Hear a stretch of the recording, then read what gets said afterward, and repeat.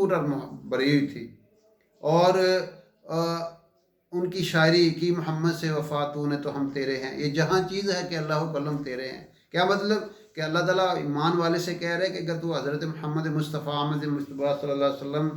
کی تعلیمات کو اڈاپٹ کر لے گا تو پھر ہر چیز تیرے قبضے میں ہے۔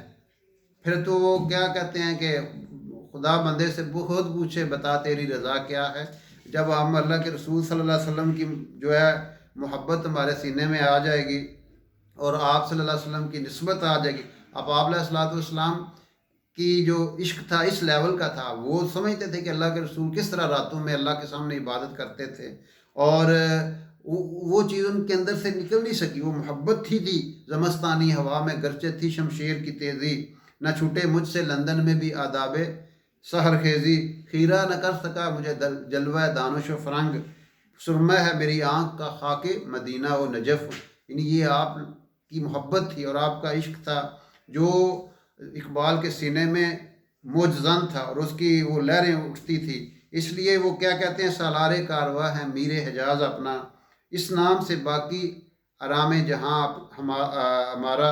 اور قوت عشق سے ہر پست کو بالا کر دے، اور دہر میں اس میں محمد سے اجالا کر دے۔ یعنی وہ یہ سمجھتے تھے کہ آج کے مسلمان میں وہ محبت جو ہے نا رسول صلی اللہ علیہ وسلم کی کمی ہے، اور وہ سمجھتے تھے باطنی کوشش بھی یہی کی ہے آج کہ مسلمان کے دل کے اندر سے جو ہے وہ محبت نکال دی جائے، اور اس کے اندر سے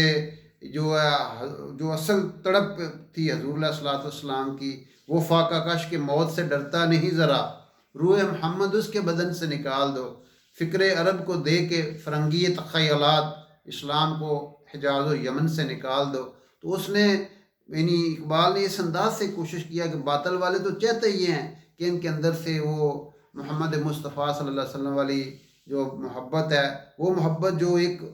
آگ لگا دیتی ہے، اور وہ ایک جذبے تازہ کر دیتی ہے، اور وہ محبت عمل پہ لے آتی ہے، اور وہ محبت باطل کا سامنا کرنے پہ مجبور کر دیتی ہے۔ اس لیے کہتے ہیں کہ آپ صلی اللہ علیہ وسلم ہی کی وجہ سے ساری کائنات کے اندر جو ہے وہ یہ رونقیں ہیں، اور آپ ہی اس کائنات کا وہ جو ہے حسن ہیں۔